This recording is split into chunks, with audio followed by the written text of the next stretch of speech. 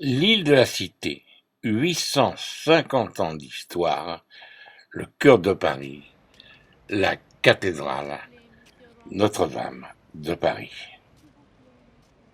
La construction commença au XIIe siècle, 1163, et finit au XIVe siècle de caractère gothique primitif. Devant la rosace, la Vierge a l'enfant Jésus. Il faut vous dire quand même que nombreuses statues furent faites après la Révolution de 1789.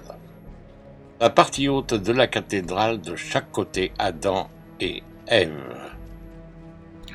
Toujours sur la façade principale, les deux portes du centre de l'entrée de la cathédrale. Au milieu, vous voyez la présentation du Christ. De chaque côté des portes d'entrée, vous découvrez les 12 apôtres. Côté droit, et ensuite nous voici du côté gauche.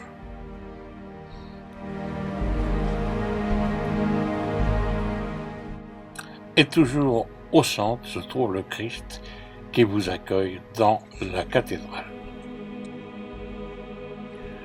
Le tympan du grand portail que l'on a vu précédemment nous présente la pesée des âmes, le jugement dernier.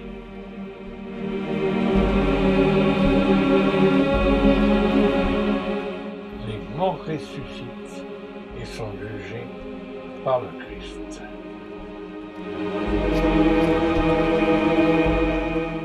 Saint Michel utilise une balance pour la pesée des âmes, péché ou vertu. Deux démons essayent de faire pencher la balance de leur côté. Dessus, le Christ à moitié nu montre ses plaies. La Vierge Marie et Saint Jean implorent sa miséricorde.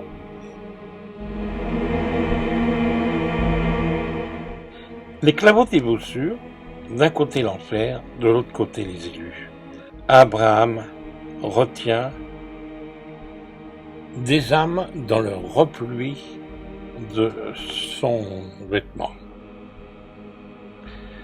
Ce portail rappelle que Jésus est venu en tant que Rédempteur pour racheter nos péchés. De chaque côté se trouvent évidemment les apôtres.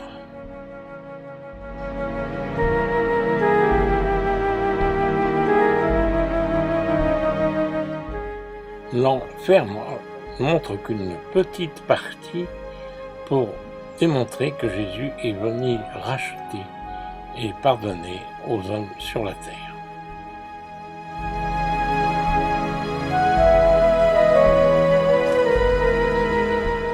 Nombreuses scènes du jugement dernier se retrouveront sur différentes cathédrales, telles que la cathédrale de Chartres, la cathédrale d'Amiens, de Laon, de Bordeaux et de Reims. De même, du côté du jugement dernier, d'un côté on peut reconnaître l'église et de l'autre côté la synagogue. Si vous avez le temps, si vous êtes devant cette cathédrale, devant ce portail, prenez beaucoup de temps pour le détailler, ça mérite.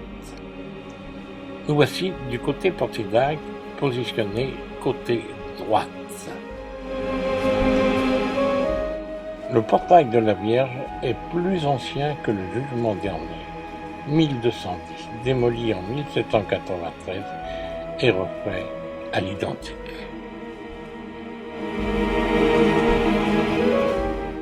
Saint Marcel, évêque de Paris, foulant le serpent.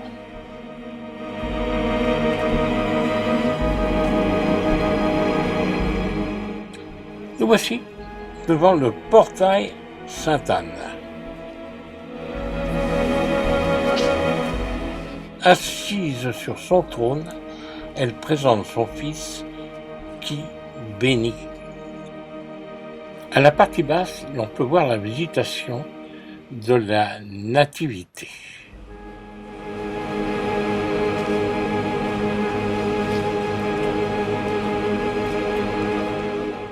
L'ensemble des voussures encadrant le tympan sont occupées par des prophètes, par des rois, par des anges et des patriarches.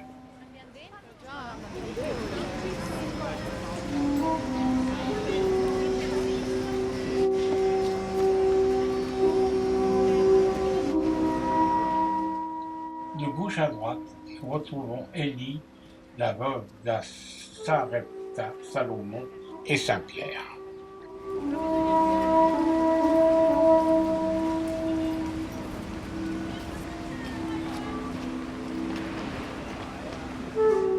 Compte tenu des problèmes de la Révolution et différents autres aspects, il est difficile d'être vraiment très précis pour donner des informations sur ces personnages.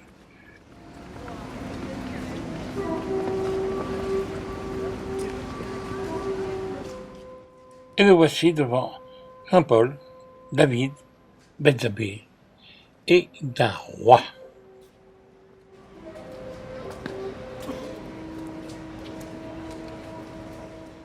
Les 4 grandes statues du pied droit du gauche du portail de la Vierge, refaites au XIXe siècle, représentent un roi non identifié et Saint-Denis décapité portant sa tête et entouré de 2 anges.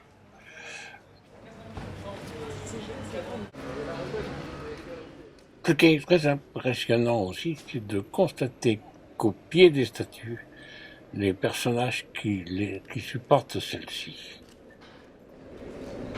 Merci. Au centre se trouve la Visitation et la Nativité.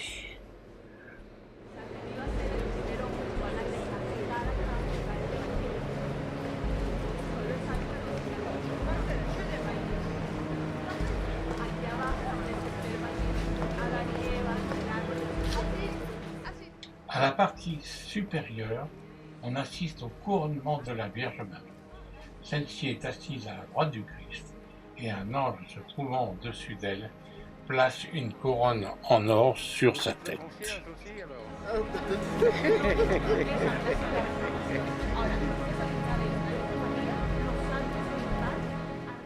Au pied de cet ensemble, un certain nombre de lois, de rois, etc., dont je ne pourrais vous dire le nom, à vous de le trouver, mais à bien les observer.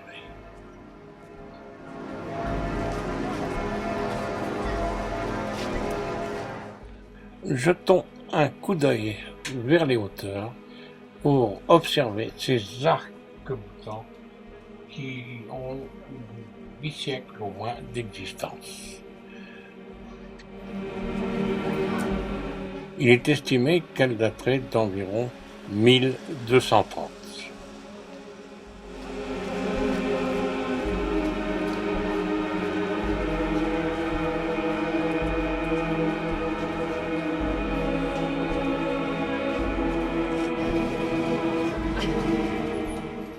Vue de côté, avec la chance d'avoir un peu de soleil en ce mois de janvier et de pouvoir observer le haut de ces tours. De rêver que Quasimodo venait y sonner les cloches. Nous sommes du côté façade nord. Face encore à une œuvre extraordinaire, la porte du cloître.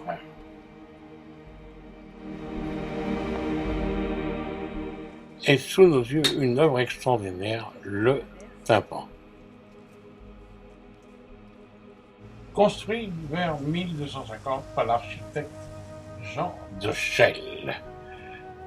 Dépourvu d'ensoleillement, malheureusement pas assez au nord, mais absolument nécessaire d'aller lui rendre une petite visite.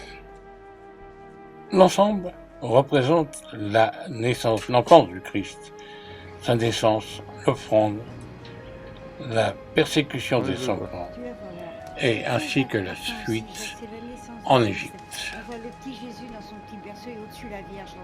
Surtout, ne vous endormez pas, car nous avons encore beaucoup de visites à faire. Nous voici du côté sud, le mieux exposé, dans un décor incroyable et l'on peut percevoir certaines gargouilles en haut, certaines statues en bronze sur les hauteurs.